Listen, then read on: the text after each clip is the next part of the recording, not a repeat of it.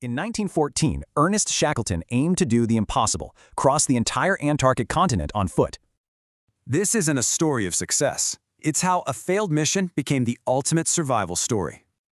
The plan was absolutely audacious, a nearly 3,000-kilometer trek across the harshest continent on Earth. But the Weddell Sea had other plans. Their ship, the Endurance, got hopelessly trapped in solid ice. And get this, they were only 60 miles from their landing spot. So close, but totally unreachable.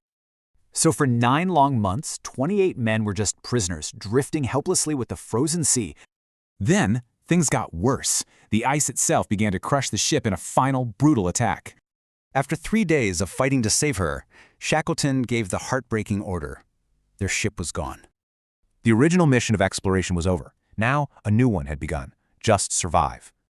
So crossing a continent, that was out. Now it was about crossing an ocean in a tiny boat. Their new home?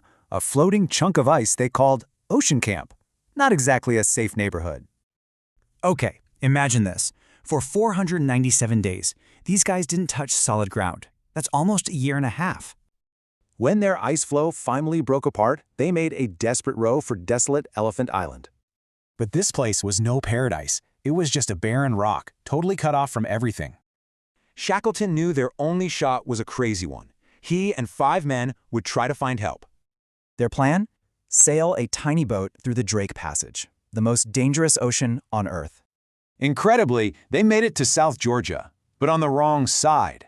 An unmapped mountain range stood in their way. With literally no gear, they trekked for 36 hours straight.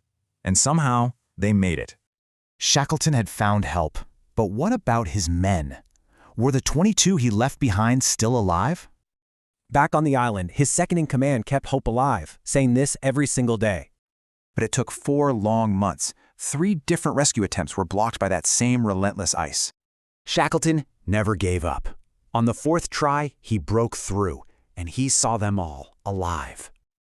The final death toll after everything they'd been through? 0. Not a single life was lost. And in an amazing twist, his ship was found in 2022, perfectly preserved after 106 years. It just goes to show the greatest stories aren't always about success, but about human resilience.